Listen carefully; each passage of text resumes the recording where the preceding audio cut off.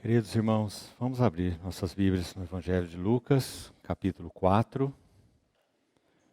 Vamos ler os primeiros 13 versos.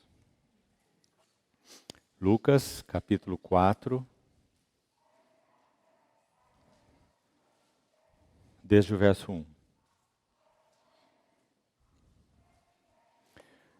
Jesus, cheio do Espírito Santo, voltou do Jordão e foi guiado pelo mesmo Espírito no deserto, durante 40 dias, sendo tentado pelo diabo.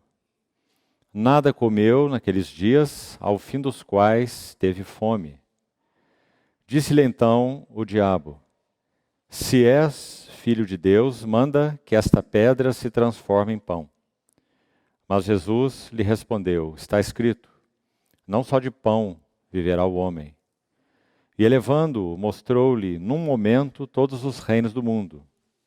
Disse-lhe o diabo: Dar-te-ei toda esta autoridade e a glória destes reinos, porque ela me foi entregue, e a dou eu a quem quiser. Portanto, se prostrado me adorares, toda será tua. Mas Jesus lhe respondeu: Está escrito, ao Senhor teu Deus adorarás, e só a Ele darás culto, ou servirás. Então o levou a Jerusalém e o colocou sobre o pináculo do templo e disse: Se és filho de Deus, atira-te daqui abaixo, porque está escrito: Aos seus anjos ordenará a teu respeito que te guardem, e eles te susterão nas suas mãos, para não tropeçares em alguma pedra. Respondeu-lhe Jesus: Dito está, não tentarás o Senhor teu Deus. Passadas que foram as tentações de toda sorte, apartou-se dele o diabo até momento oportuno. Vamos orar.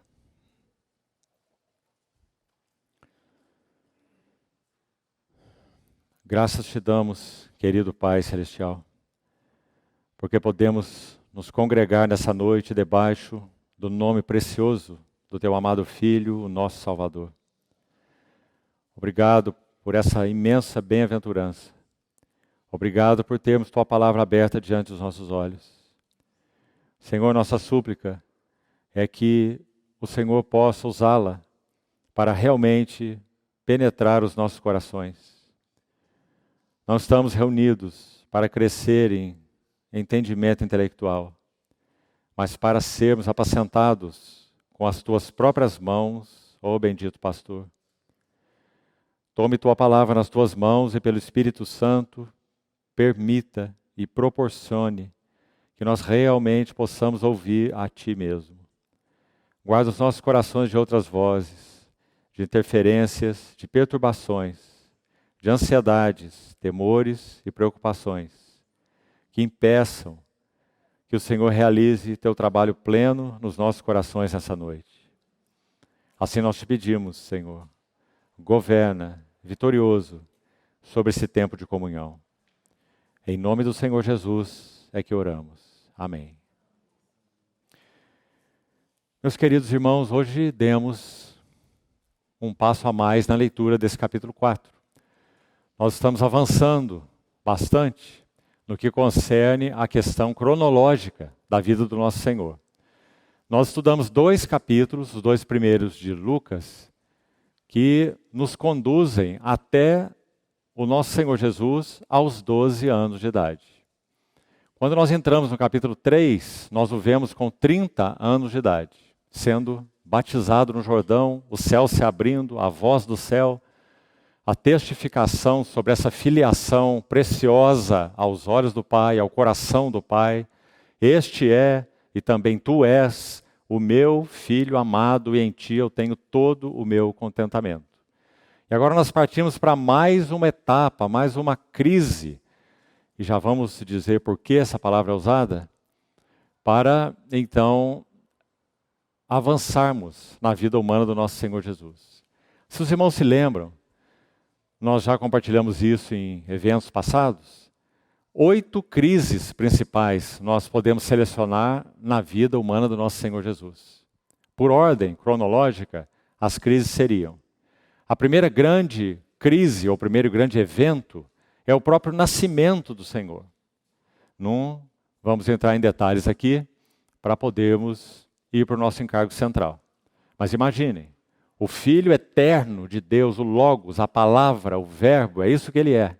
Ele se faz carne e habita entre nós cheio de graça e de verdade. Isso é claro que é algo único, tremendo, impressionante, magnífico. O Verbo encarnado. Primeira crise, encarnação. Depois nós damos um salto e vamos para a segunda crise, registrada no capítulo 3 de Lucas e também em outros evangelhos, e já estudada. É o batismo do Senhor. Essa foi outra tremenda crise, ou um evento crucial na vida do Senhor que estamos chamando de crise. E nesse evento o que aconteceu? Um homem que viveu 30 anos, já nesse período provado, a vida do nosso Senhor Jesus em toda a sua abrangência, ela foi uma vida de provação e de testes, é claro. O inimigo sabia quem ele era, foi instigado pelo inimigo um processo para matá-lo quando ele era criança, não é? Ainda um menino, um bebê, uma criança. Então, o inimigo sabia bem quem era esse Verbo encarnado. E então, quando ele entra no Jordão aos 30 anos de vida humana, um adulto, você se lembra que o sacerdote iniciava o seu serviço no santuário exatamente aos 30 anos. Esse era o período. Porque esse 30 é o marco de uma vida madura. Como as coisas são antecipadas de uma maneira equivocada, né? Às vezes achamos que é 18 anos, que é 21 anos, mas a plena maturidade de um homem ou de uma mulher não se dá antes dos 30 anos. Talvez uma boa por um lado e uma má notícia para esses mais jovens aqui, né? Antes de 30 anos, nenhuma maturidade realmente definida de caráter, de propósito, de coração, de mente e tudo mais que isso implica. Então, nosso Senhor, aos 30 anos, entra no Jordão e os céus se abrem. E aquela voz é ouvida. Seu batismo, segunda crise, o segundo evento crucial. Imediatamente depois, a crise que vamos estudar hoje, a etapa que nós estamos no Evangelho de Lucas, capítulo 4, nosso Senhor é levado, olha o detalhe, pelo mesmo Espírito que pousou sobre ele na forma corpórea de uma pomba. Isso já foi estudado e meditado, a beleza e o significado disso. A pomba singela, mansa, sobre o cordeiro. A pomba sobre o cordeiro. Muito adequadas as duas figuras. Então, esse cordeiro de Deus, ele é levado ao deserto para ser provado. Especialmente provado. Como nós falamos, ele tem sido provado por 30 anos. Agora ele será especialmente provado. E aí, meus irmãos, nós iremos iniciar hoje. Se o Senhor permitir, continuaremos na próxima semana, porque esses 13 versículos são absolutamente ricos. Qual é o significado dessas 3 tentações do Senhor? Por que o inimigo fez essa aproximação, essa abordagem na pessoa do Senhor Jesus com estas palavras? Essas palavras do inimigo tocaram que áreas do coração do nosso Senhor Jesus? Você vê como é um estudo que merece meditação? E é isso que nós buscaremos fazer iniciando hoje e seguindo na próxima semana. Então essa é a terceira crise, guarde isso. Evento crucial. Tentação. Em 3 fases, ou em 3 esferas, podemos dizer assim. Depois vamos estudar isso. A quarta tentação é a transfiguração. Tentação, terceira, transfiguração. 3 anos depois da tentação, nosso Senhor Jesus sobe ao monte, provavelmente, muito provavelmente, o Hermon. E ali o texto vai dizer que ele é transfigurado diante dos seus discípulos. Você acha que isso é um evento comum? Foi uma única vez. Como se tivesse aberto aqui uma fresta, uma janela, para dentro da glória do Verbo eterno. E algo da glória dele foi vista por aquelas 3 testemunhas.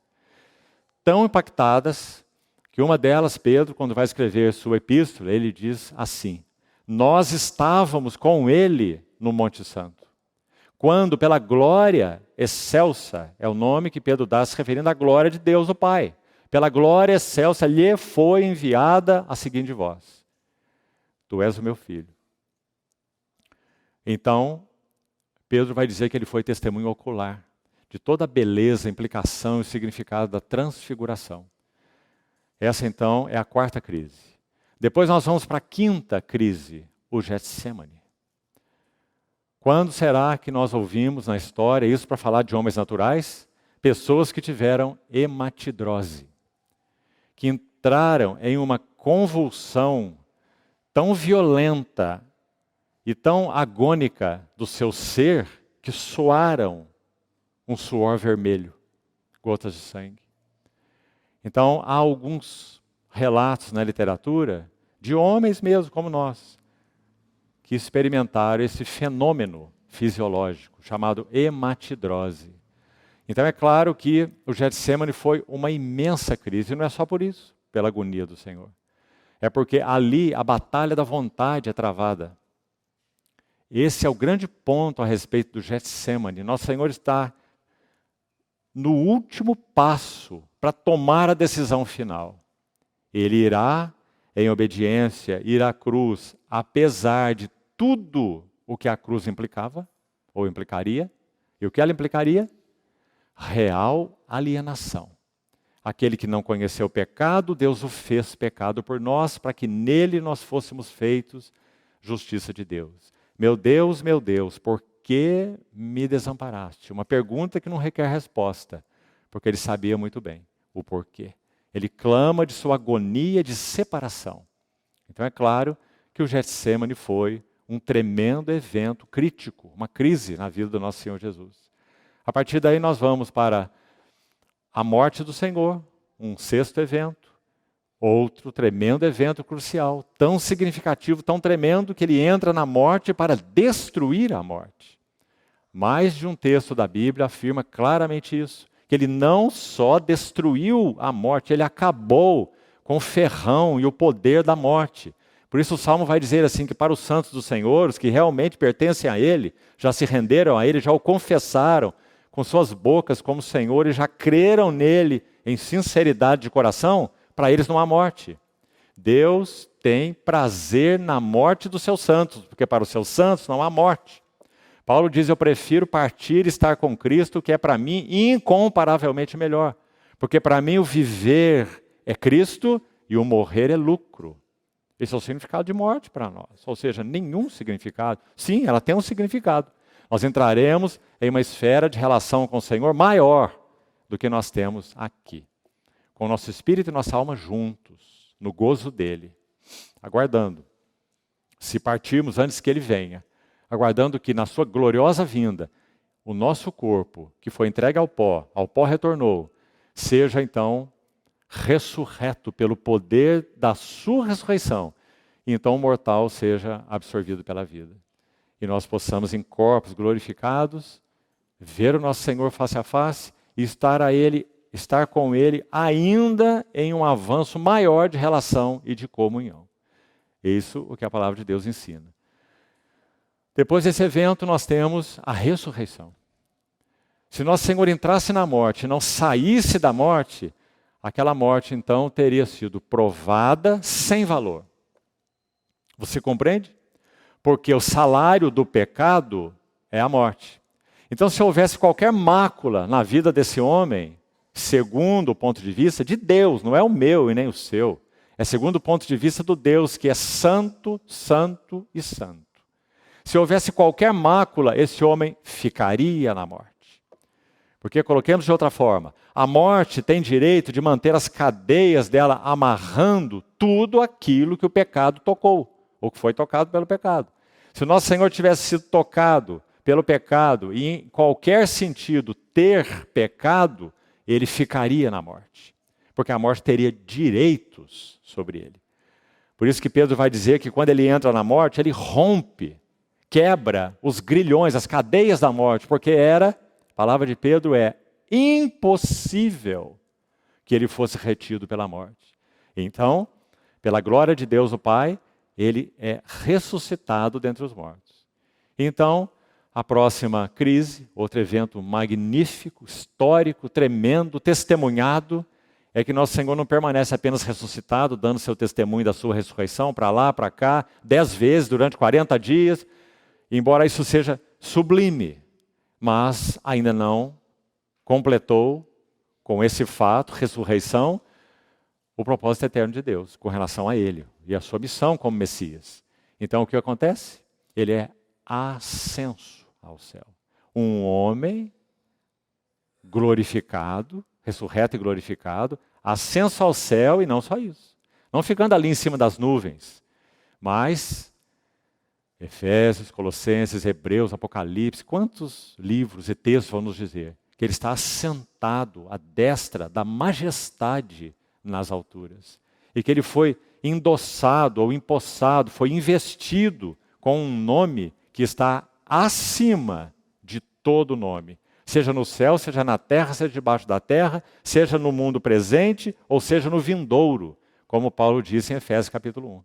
Todo nome que se possa referir, não só no presente século, mas também no vindouro. E Deus pôs todas as coisas e pessoas debaixo dos seus pés. E o deu como cabeça da igreja, que é o seu corpo e a plenitude daquele que tudo enche em todas as coisas. Irmão, essa é a vida do nosso Senhor Jesus. Não há ninguém como Ele. Por isso nós confessamos esse nome com o nosso coração cheio de alegria, paz, gozo, segurança, prazer e tudo mais. Porque é dele que somos. Somos o seu povo e rebanho do seu pastoreio. Bendito seja o nome do Senhor. Então essas são as 8 crises ou eventos cruciais pelos quais o nosso Senhor passou. Nós estamos aqui no terceiro evento. Então vamos ver alguma coisa necessariamente introdutória sobre esse evento magnífico, a tentação do nosso Senhor Jesus. Nós vamos precisar de um livro que talvez tenha sido escrito pelo próprio Lucas, mas não é o seu evangelho. É o livro de Hebreus. Abra, por favor, o livro de Hebreus, para vermos algumas coisas importantes aqui. Hebreus, vamos começar com o capítulo 5 e vamos andar um pouco neste livro, para tentarmos entender qual foi o motivo das tentações do nosso Senhor Jesus. Colocado de outra forma, qual é ou qual foi a necessidade de Jesus ter sido tentado? A primeira coisa que diríamos, irmãos e irmãs, e pensem sobre isso. Um homem ou uma mulher nunca chegarão à maturidade sem serem provados. Isso não precisa ser nenhum expert para perceber. A vida nos mostra. Se realmente não passarmos por provações, no sentido de tribulações, primeiro, e não passarmos por tentações, vamos diferenciar uma coisa da outra, embora sejam muito próximas. Provação são aquelas coisas que vêm a nós para, de alguma forma, testar-nos. No que concerne a conduta que seguiremos, para onde iremos, e vamos incluir aí em provação as questões ligadas à tribulação, ou, se quiser, eventos adversos, que para nós, na verdade, eles estão todos regidos pela mão do nosso Senhor. Se qualquer evento adverso, como nós costumamos chamar, afligisse nossas vidas e não fosse governado pelo Senhor, então o Senhor não seria soberano. Mas Ele é absolutamente soberano. Em todos os caminhos, em tudo que fazemos. Ele não é autor de nosso pecado, se é o caso de pecarmos, mas sim, Ele é soberano sobre os nossos pecados. E se de alguma maneira, Ele encontra lugar no nosso coração para arrependimento, para buscá-lo de volta, para confessarmos nossos pecados com sinceridade, sem brincarmos com Ele, então nós sabemos o que Ele é capaz de fazer conosco. E você pode ver isso nos santos de Deus na Bíblia. Veja o que Ele fez com Davi. Veja o que Ele fez com Moisés. Moisés também pecou gravemente, quando ele feriu a rocha 2 vezes. Não é? Então veja o que Ele fez com todos os seus servos, que responderam a essa sua busca, a esse seu buscar e rebuscar de amor na vida do que são seus. Porque o nosso Deus é absolutamente soberano e bom. Soberano e aliado conosco é uma aliança eterna, ratificada pelo precioso sangue de Jesus. Inviolável. Então, é dele que somos. Então, meus irmãos, se um homem não é provado, incluindo aí tribulações, e se ele não é tentado, um homem ou uma mulher, ele não pode amadurecer. Aí nós pensaríamos, mas então será que há alguma virtude em ser tentado? Bem, em primeiro lugar, a palavra de Deus vai nos ensinar, através de Tiago, no capítulo 1, que em si mesma, a coisa em si, a tentação não é pecado. Tiago vai dizer assim, cada um é tentado no que concerne a nós que somos pecadores. Foi algo diferente com relação ao nosso Senhor nesse sentido. Cada um é tentado pela sua própria cobiça, porque há cobiça nos nossos corações. Então nós ficamos expostos a tentações, e se nós não estivermos em uma vida de permanência no nosso Senhor Jesus, sem mim nada podeis fazer, então nós vamos cair quando tentados. É o sentido daquela oração que o Senhor nos ensinou. Não nos deixes cair quando tentados. A ideia não é, não nos deixe entrar em tentação. Impossível você pedir isso. Impossível. Porque cada um é tentado pela sua própria cobiça. Se pedirmos para nunca entrarmos em tentação, só seria possível se nós nunca tivéssemos cobiça. Entendeu? Então o que o Senhor nos ensinou a orar é, quando tentados, Senhor, não nos deixe cair. É esse o sentido. E aí ele completa assim, e livra-nos do maligno. É a próxima frase. Compreendeu? Agora, o nosso Senhor Jesus, de um modo, para nós, porque nós somos pecadores, então para nós incompreensível, ele foi tentado. As coisas que foram ditas a ele pelo inimigo não foram teatrinho, não foram uma representação de qualquer tipo. O livro de Hebreus vai nos dizer, ele foi tentado em todas as coisas, assim como nós somos, mas sem pecado. Então não havia aquele apelo interior cobiçoso do nosso Senhor Jesus quando o assunto era tentação. Mas de alguma maneira, e repetindo, porque nós somos pecadores, não temos condição de entendê-la. Se não fôssemos, poderíamos entendê-la. Né? Mas porque somos pecadores, não temos condição de entendê-la. Ele sendo santo, mas sendo homem, um homem santo, foi tentado em todas as coisas, mais do que nós, porque nós não fomos tentados em todas as coisas, ele foi, mas sem pecado. Mais um mistério sublime, maravilhoso a respeito da vida desse homem, o nosso Senhor Jesus. Então, vamos ver no livro de Hebreus, aí que estávamos, qual seria a necessidade das tentações. Em linhas gerais, nós não lemos ainda nenhum texto do livro de Hebreus, mas em linhas gerais já está colocado aqui. Nenhum homem, repetindo, e nenhuma mulher pode realmente amadurecer em Deus se não for provado e tentado. E à medida que formos estudando, nós vamos vendo por quê. Porque provação, aqui no sentido mais de tribulação, eventos adversos, e tentação, no sentido que apela para daquilo que apela para coisas que há dentro de nós. Provação, tentação. Quando elas operam em nossas vidas, meus irmãos, é como um rodo de piscina passando lá no fundo daquela piscina que não é limpa há 3 meses. Você olha para a água, ela está lá, de certa forma, né, com um verde, que pode até parecer saudável.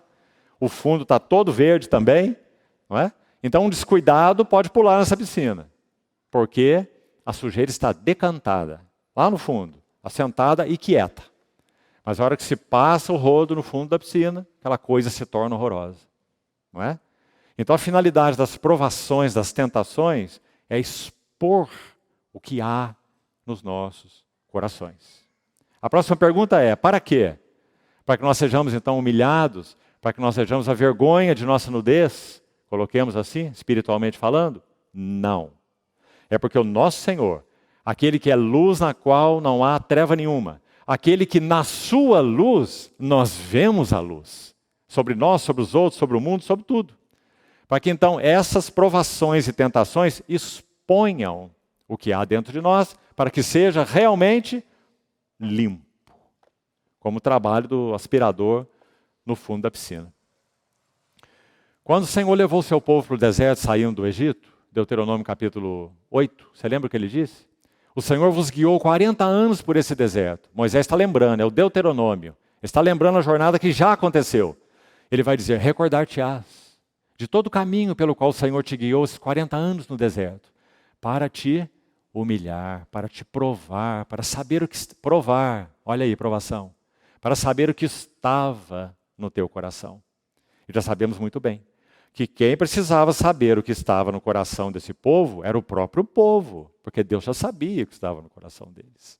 Deus conhece todas as coisas, não é? Mas qual seria a resposta deles diante daquilo que estava dentro do coração deles?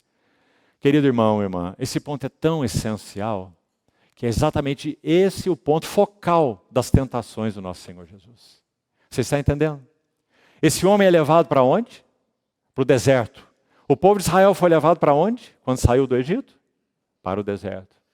Quando eles peregrinaram pelo deserto, você conhece um tanto da história, pelo menos. Quando o nosso Senhor Jesus foi levado para o deserto, o que saiu do seu coração?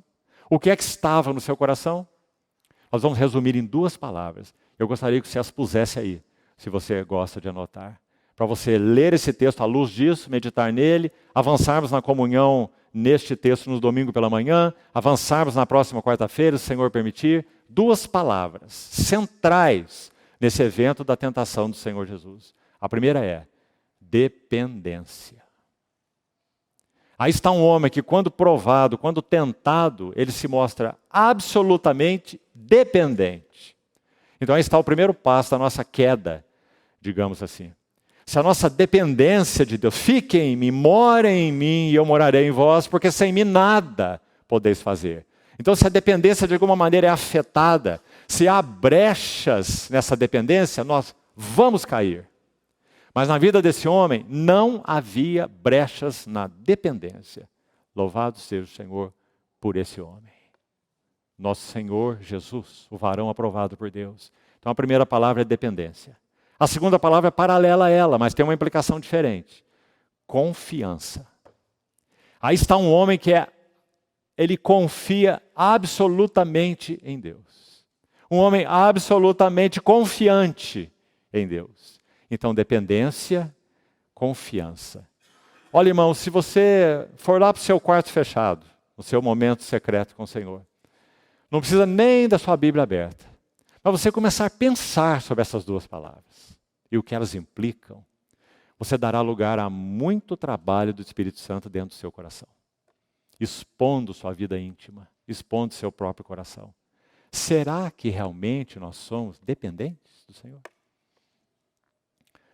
Quando olhamos para o nosso caminhar diário, projetos, intenções, motivações, será que somos realmente dependentes?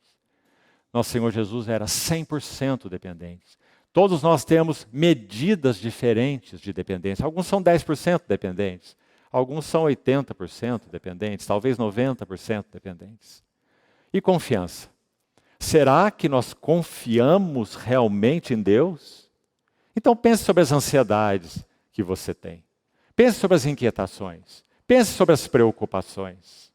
Elas são opostas à confiança. Não é? Então, essas 2 palavras são centrais nesse evento crítico que vamos estudar. Vamos repetir isso. Aqui está um homem totalmente dependente. A ponto dele dizer, minha comida consiste em fazer a vontade daquele que me enviou. A ponto dele dizer, eu nada posso fazer de mim mesmo. Palavras dele. Na forma porque eu ouço quem? Tu me desperta todas as manhãs e abre os meus ouvidos para que eu ouça como aquele que aprende. Quem que disse isso? Isaías, no capítulo 50, se referindo a quem? Ao servo do Senhor, o nosso Senhor Jesus. Então, dependente e confiante. Esse homem foi levado ao deserto para ser tentado pelo diabo. E especialmente, claro que seria assim então, se as marcas centrais dele são dependência e confiança, onde você acha que ele seria tentado? Na dependência e na confiança. Então vamos ter a oportunidade, o privilégio, irmãos, mais uma vez, de pelo Espírito Santo, que é o único capaz de fazer isso conosco. Então peça a Ele que faça isso com você hoje, agora, e no que virá pela frente, como nós falamos. Que possa expor o teu coração diante dEle, só você e Ele. Não é expor diante de ninguém mais, só você e Ele. Então, vamos lá. O primeiro texto é Hebreus capítulo 5.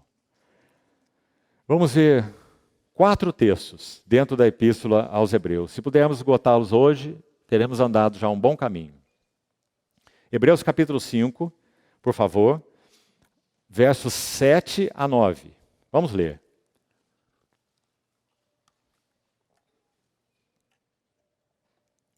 Preste atenção. Ele, Jesus.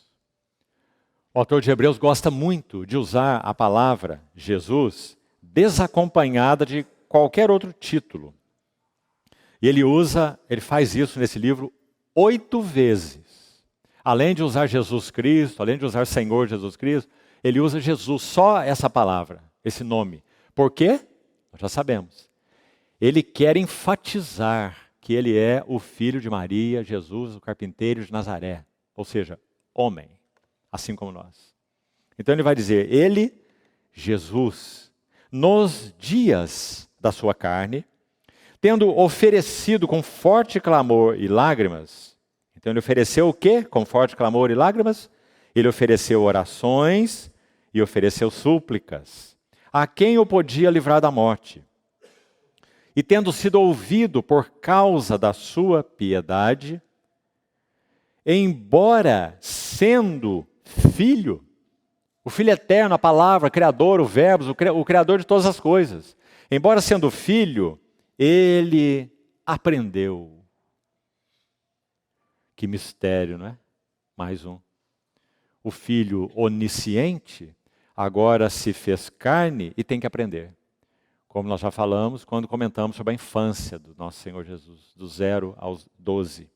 Ele aprendeu a obediência pelas coisas que sofreu.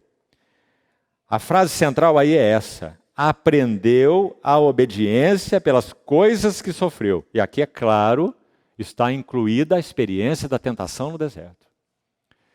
Uma experiência aguda, contundente para o nosso Senhor Jesus, sofrida. 40 dias sem colocar nada em sua boca, a não ser água.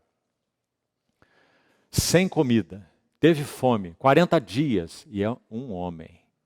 Então ele aprendeu a obediência pelas coisas que sofreu e, verso 9, tendo sido então aperfeiçoado, que traz a ideia de um homem completo, um homem maduro, adulto. Tendo sido aperfeiçoado, ele tornou-se.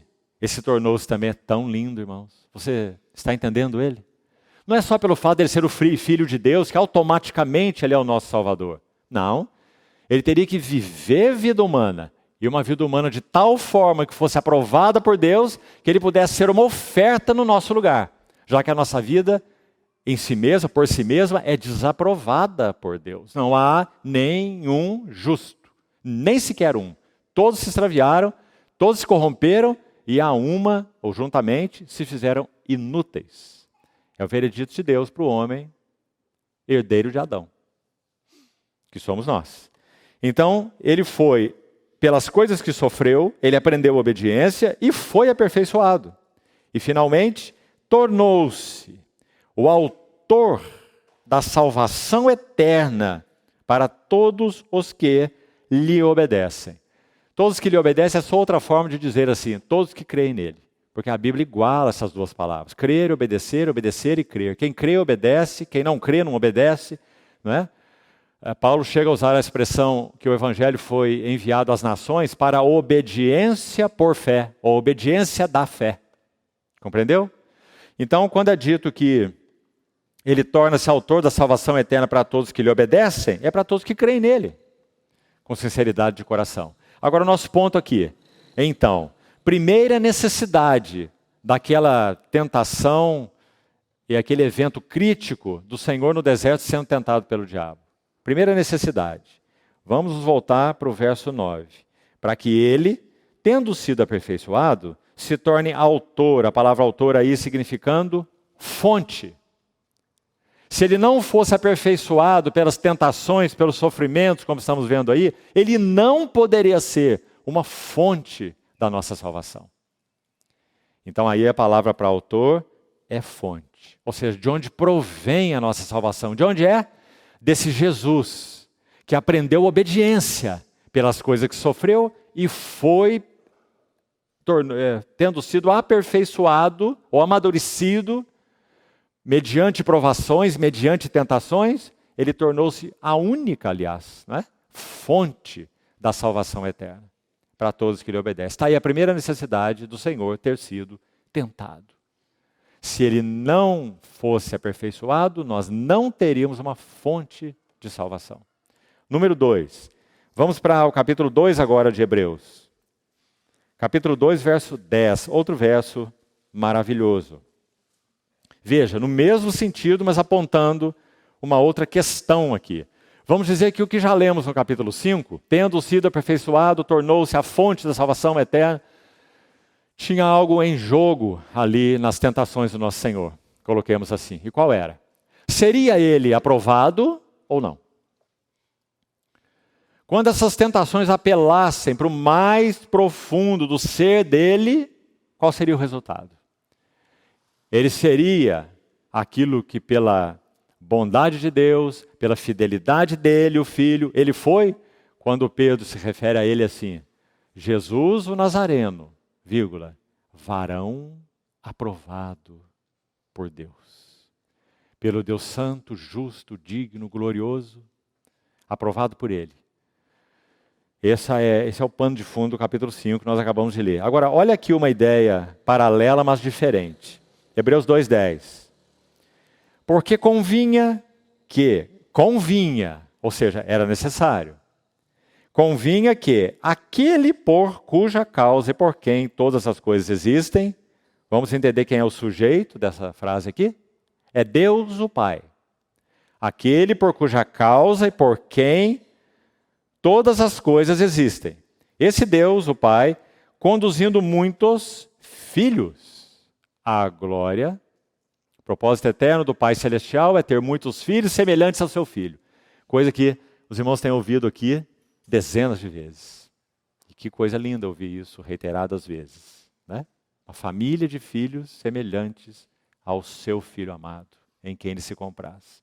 Então, convinha que esse Deus, por cuja causa e por quem todas as coisas existem, conduzindo muitos filhos à glória, a ideia aqui, claro, é para que conduzisse muitos filhos à glória que ele tem, nosso Deus, alguma coisa precisava ser feita. Olha aí o que é. Aperfeiçoar-se. Através de sofrimentos. De novo, voltamos à tentação no deserto.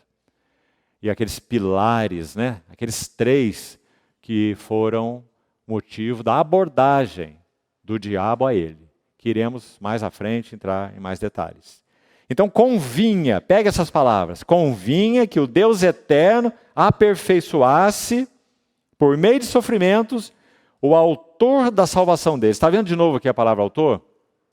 Só que agora não tem o sentido mais de fonte da salvação. Agora o sentido é líder, capitão, pioneiro, aquele que vai na frente. Então, se o nosso Senhor não fosse tentado, estamos vendo aqui quais seriam as necessidades da tentação, certo? Primeira, de Hebreus 5, que lemos, de 7 a 9. Para que ele fosse uma fonte de salvação, ele teria que ser aperfeiçoado por meio de sofrimentos e aprender obediência pelas coisas que sofresse.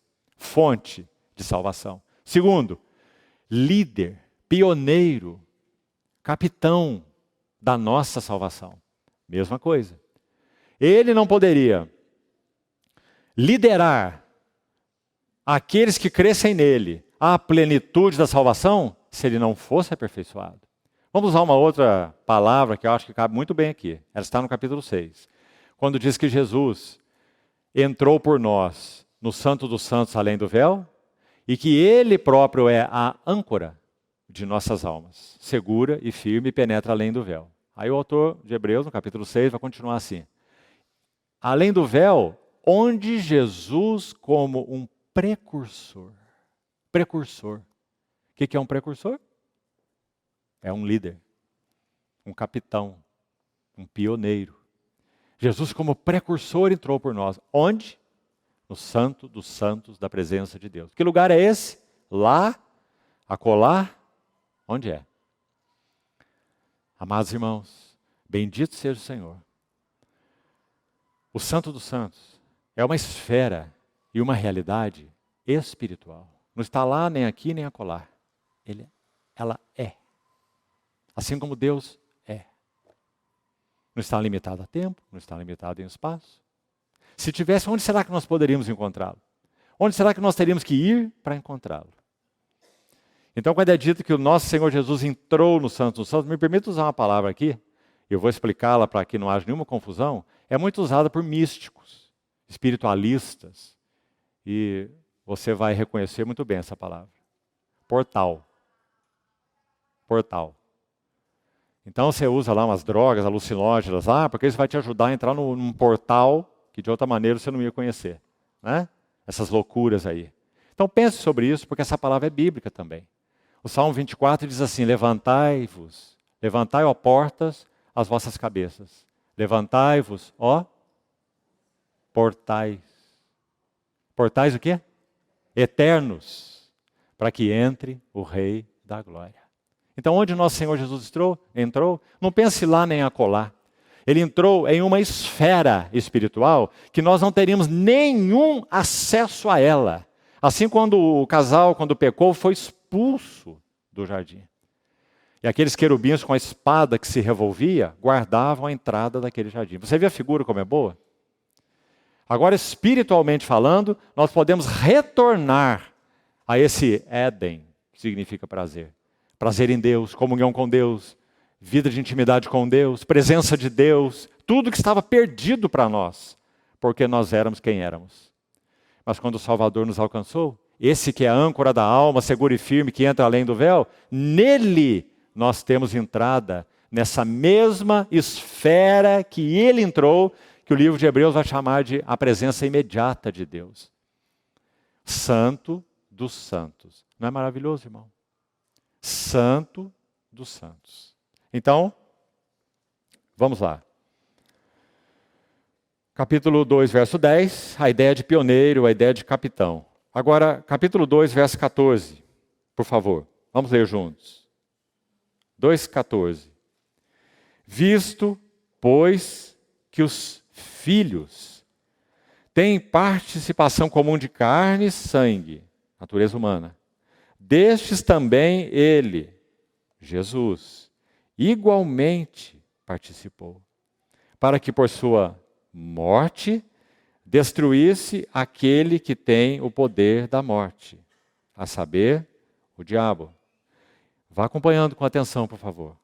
E livrasse a todos que pelo pavor da morte estavam sujeitos à escravidão por toda a vida. Pois ele, evidentemente, não socorre a anjos, mas socorre a descendência de Abraão. Ou seja, aqueles que creem nele, que são dele, que pertencem a ele. Verso 17. Por isso mesmo convinha que aquele por cuja causa e por isso mesmo convinha que em todas as coisas, verso 17, ele se tornasse semelhante aos irmãos. Que todas as coisas são essas? Carne e sangue, natureza humana.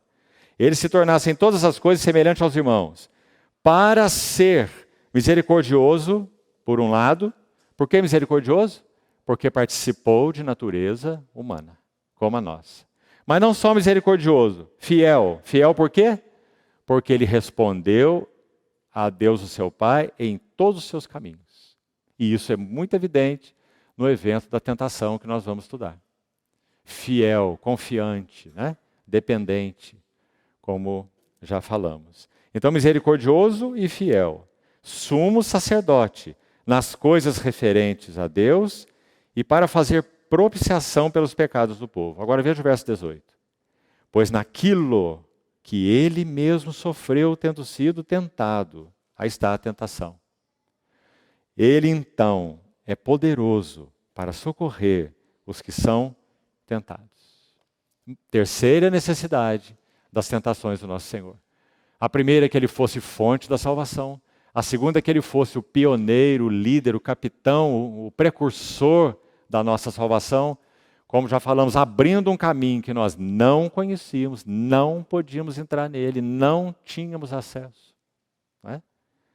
Mas o livro de Hebreus vai dizer, pelo novo e vivo caminho que ele nos abriu, pelo seu precioso sangue.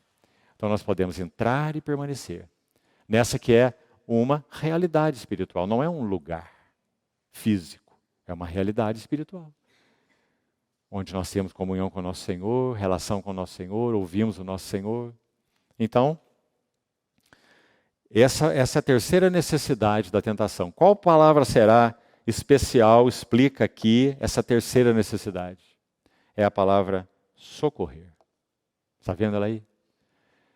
É tão encorajadora, irmãos e irmãs, porque ela significa literalmente tomar pela mão. Aqueles que não podiam subir para lugar nenhum, ir para lugar nenhum, alcançar nada de si mesmos, ele é poderoso para tomar pela mão, socorrer. A quem?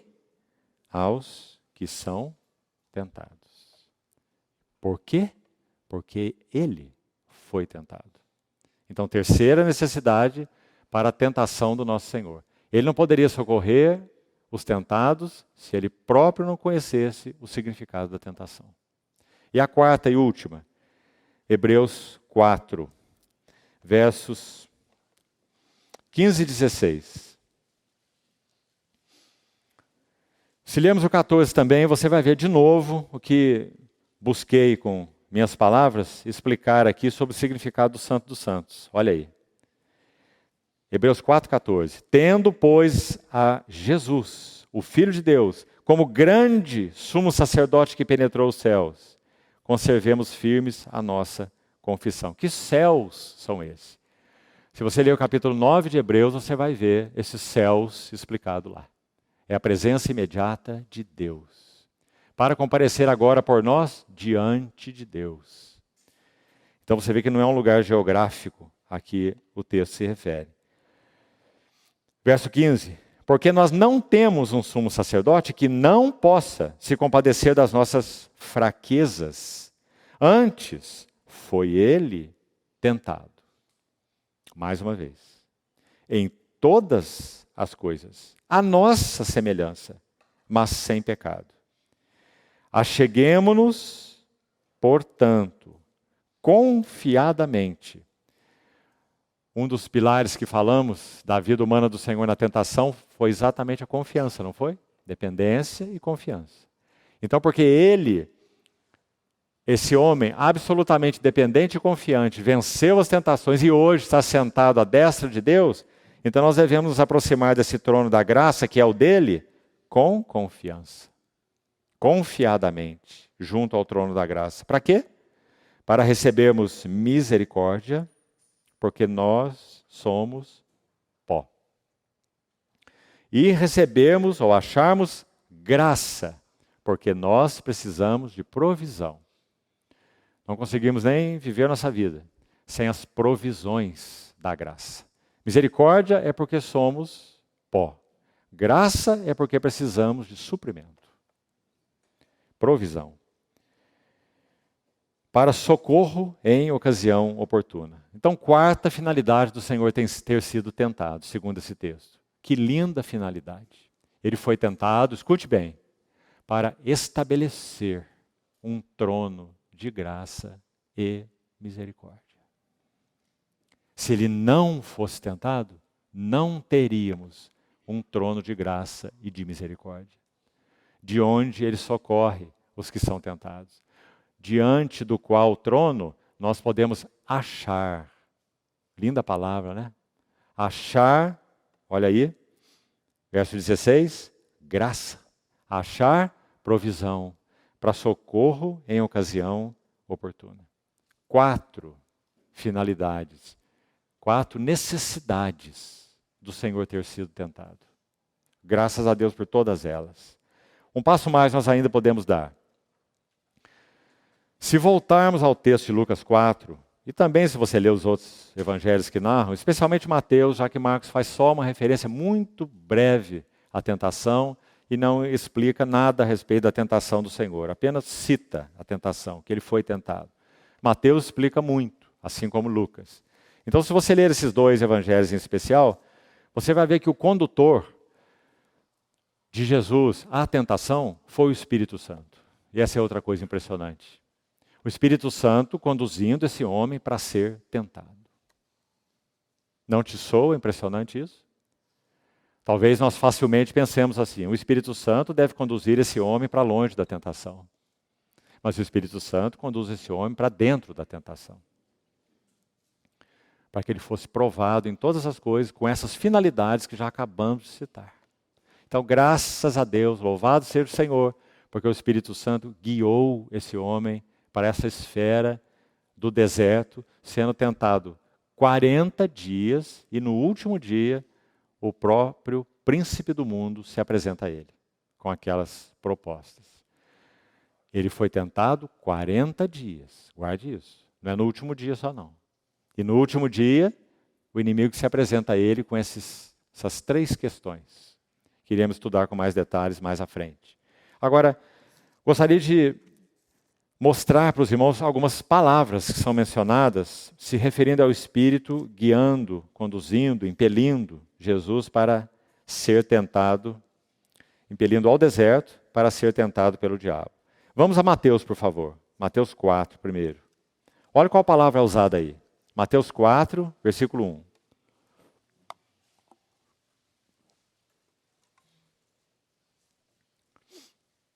A seguir, e esse a seguir é depois do batismo, foi Jesus levado. Talvez quase todas as traduções aqui tenham exatamente essa palavra, levado.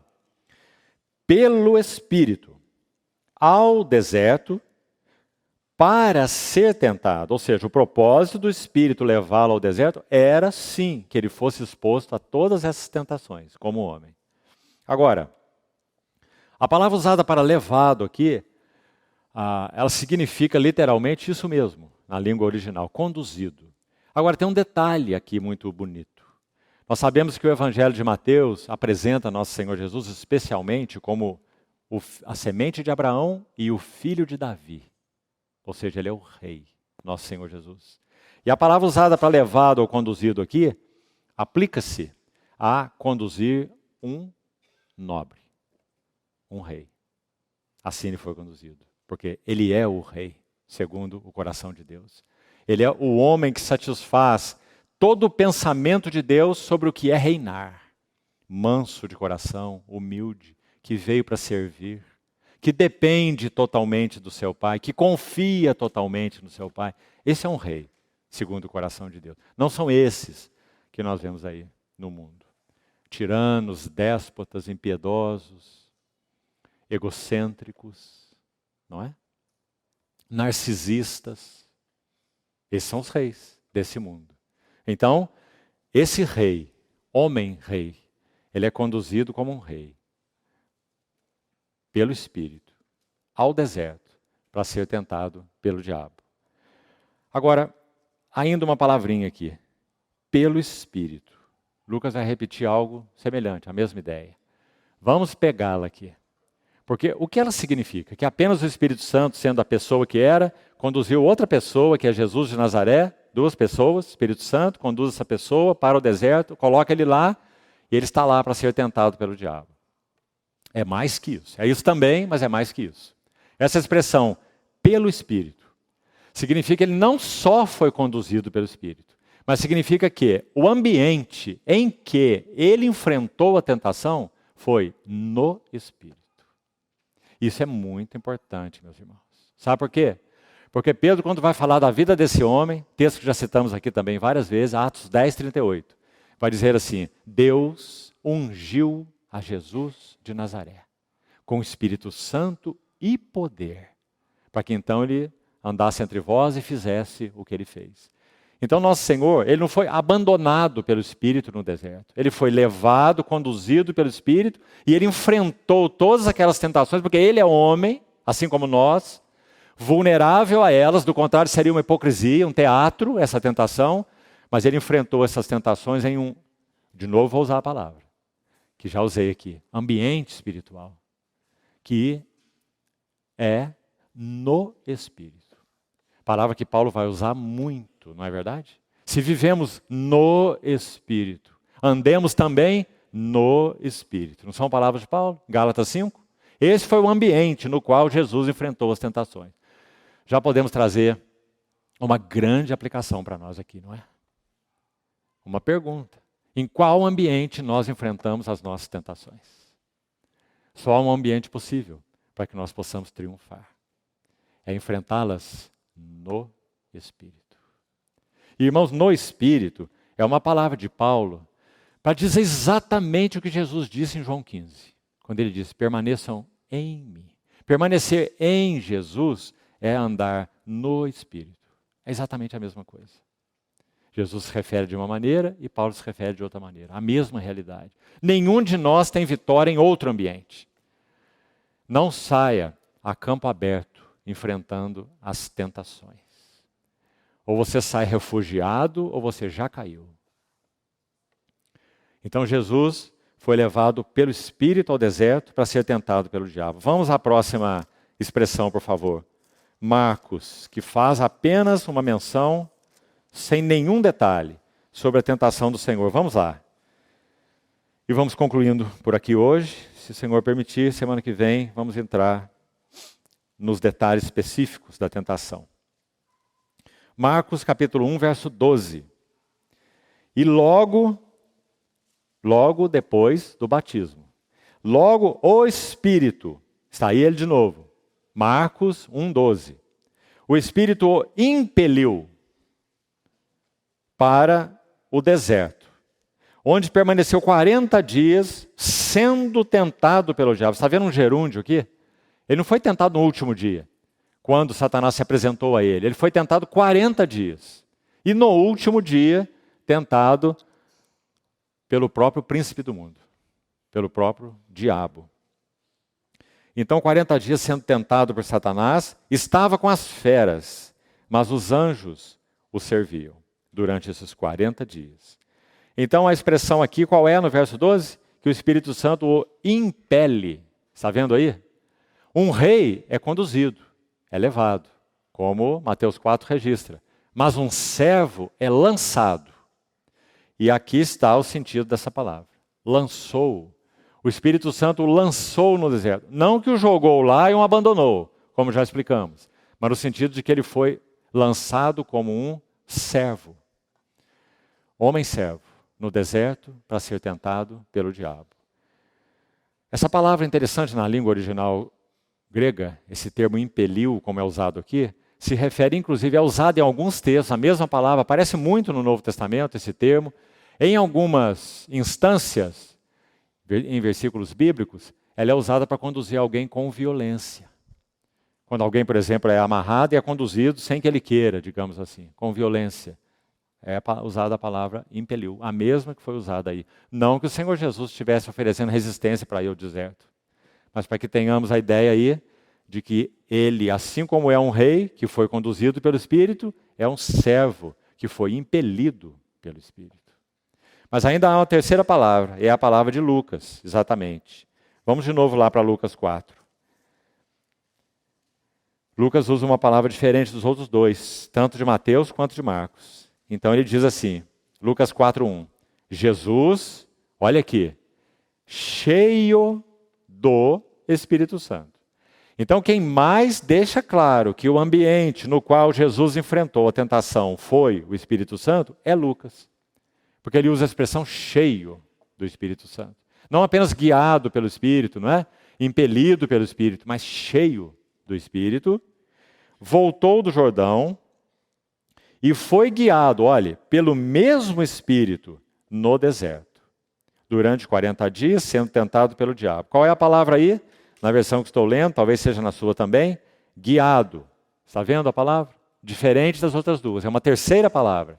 E ela significa, especialmente, liderar acompanhando alguém para um determinado lugar. Então, se Marcos diz que o Senhor foi lançado no deserto, impelido, Lucas vai dizer que ele estava cheio do Espírito e ele foi liderado por esse mesmo Espírito que o acompanhou até esse lugar onde então ele seria tentado. Liderado por alguém que o acompanha. Essa é a palavra guiado. Muito bonita e cheia de sentido também, quando nós pensamos na tentação do Senhor. Agora, nesses 5 minutinhos que temos, eu queria passar um esboço para os irmãos, para não ter que fazer isso na próxima quarta-feira, pelo menos não ter que fazer com muitos detalhes, para que então voltemos a isso de onde pararmos hoje. Preste atenção então.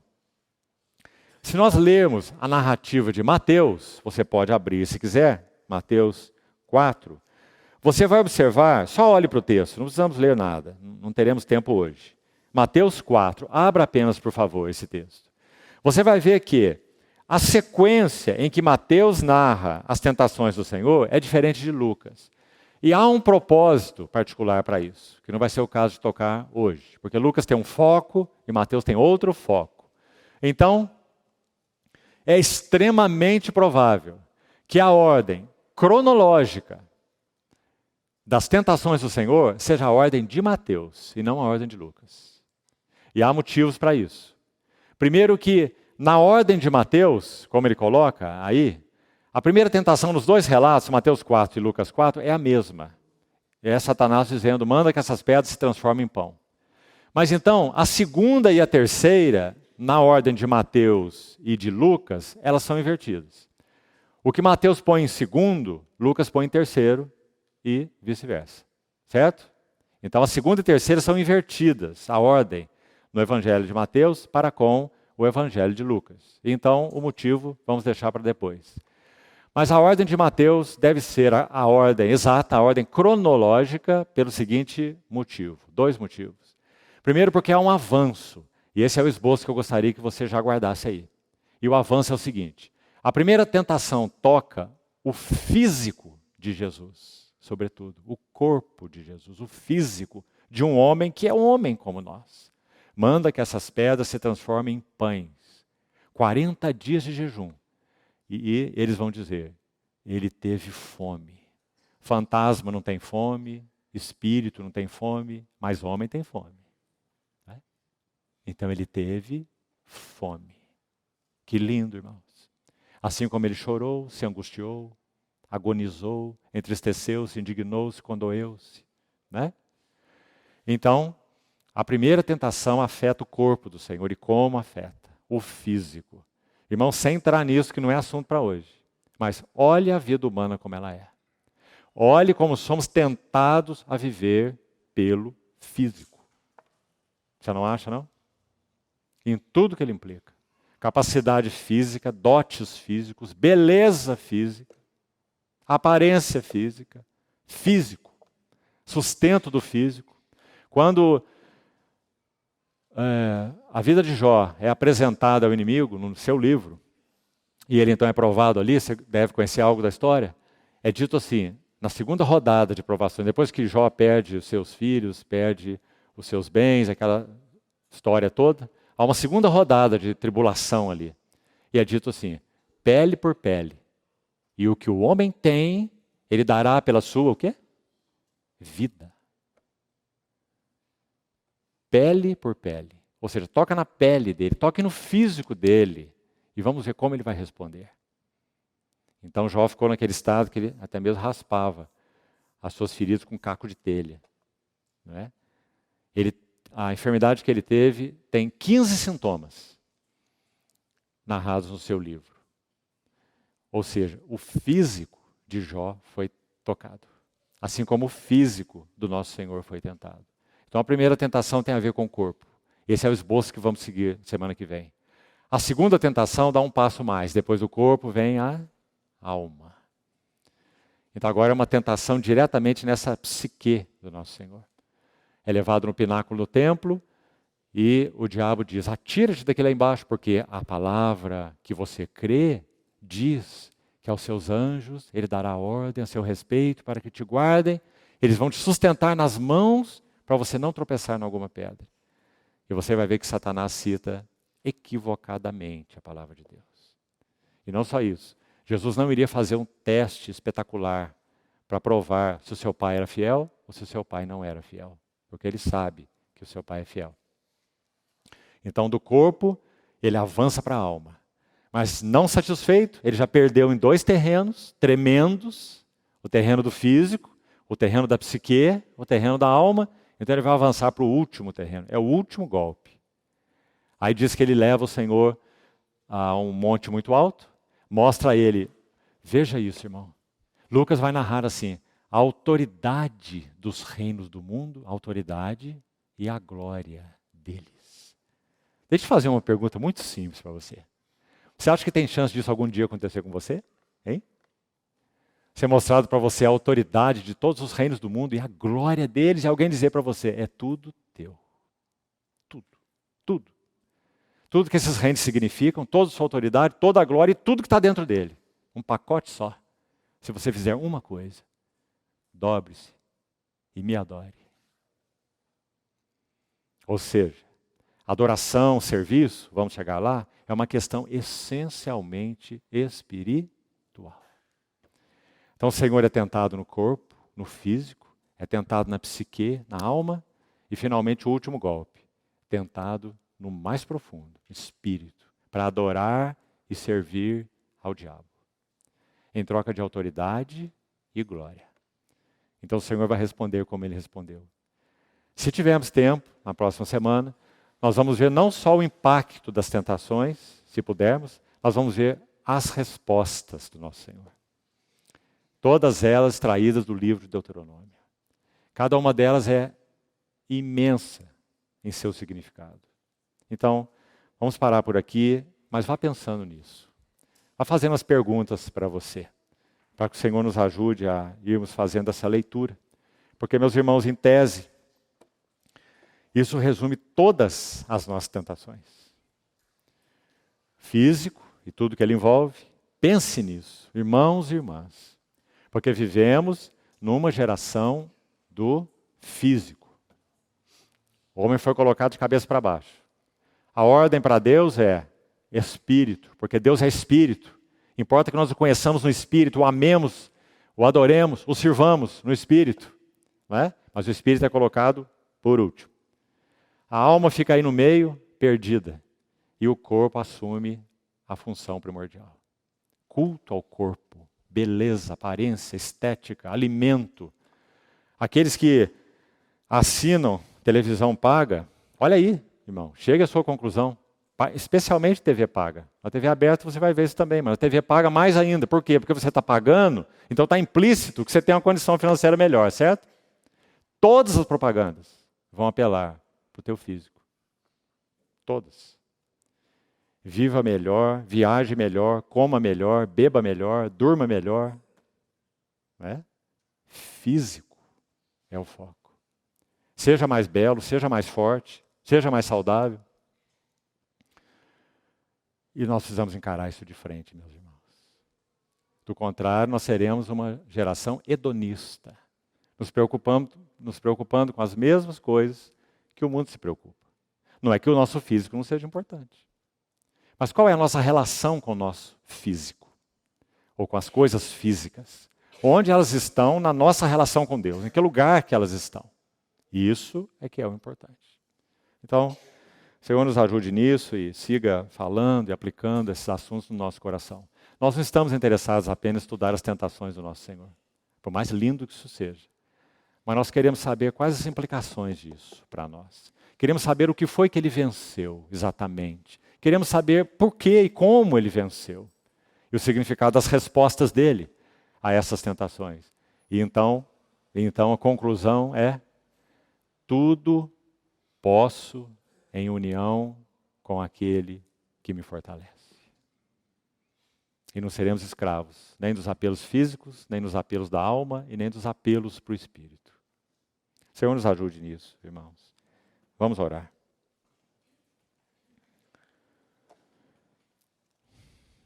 Querido e bondoso Pai Celestial, nós suplicamos pela Tua fidelidade e amor ao Teu próprio nome, que o Senhor nos ajude a compreender a Tua palavra.